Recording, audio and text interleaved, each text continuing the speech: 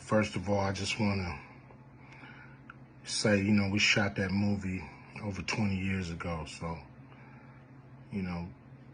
people have different perspectives, and it's been a long time. I also want to say, every comedian that I've worked with, every comedian that I've put in a movie, I only put them in the movie because I thought they was funny. I thought they was perfect for the part.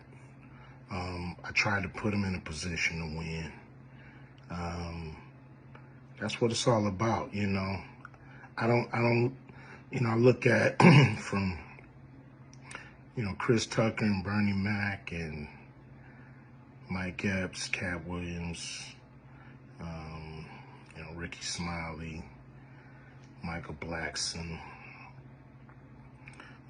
Cedric,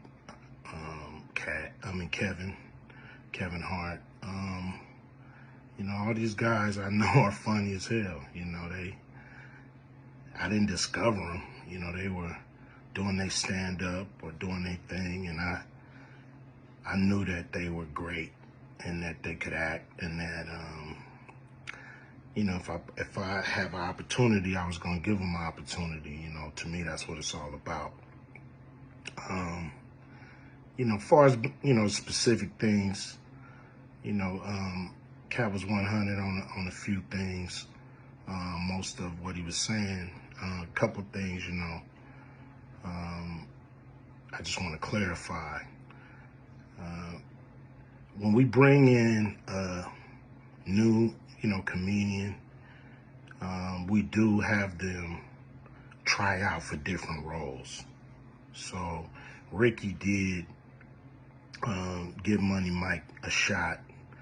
But when we saw him and, we kind of saw how he moved and how he was, auditioning, we decided that he would be a better, Santa Claus, which was, to me, the perfect casting.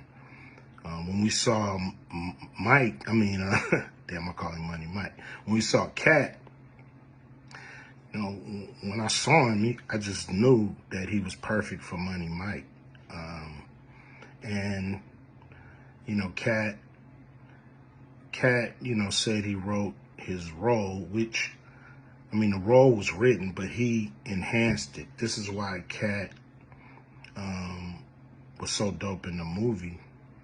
Money Mike had a small role, about as big as the Santa Claus role, but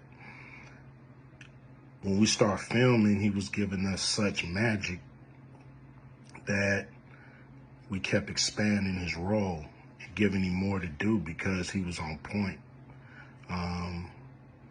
When we shoot these movies,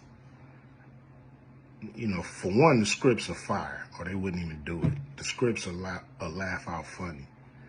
But we shoot the script, but once we get what we need from the script, we let the comedians ad-lib, riff, play with the words, do their thing. We give them a take where they can, or 2, 3 takes where they can go off and do what they feel. Sometimes it makes the movie, sometimes it don't. When somebody gives you jewels, you want to try to make sure that makes the movie. So in the movie, there's second thing I want to clear up.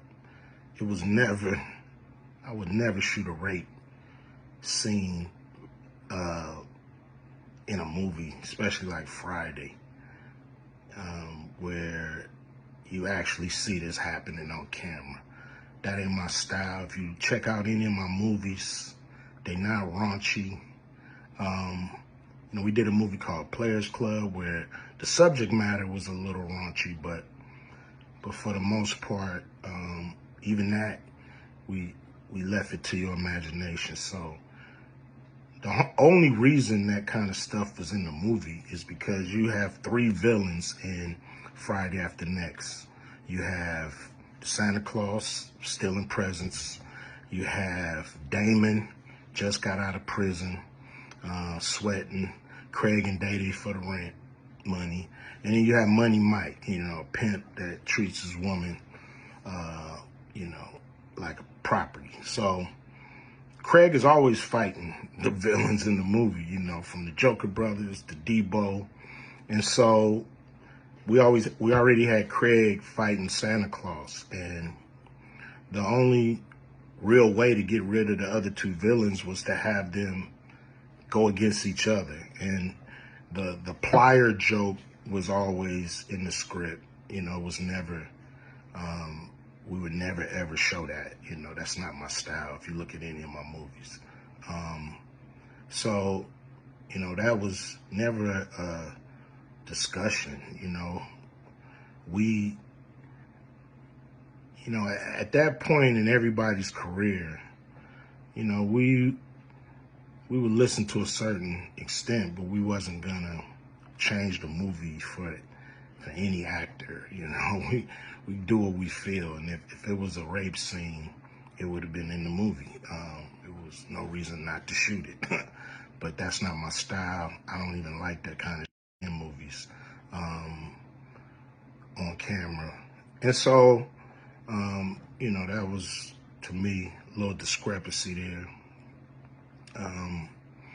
You know, Katt, he wrote a lot of his part because, you know, like I said, he was giving us jewels, so we were keeping the camera rolling.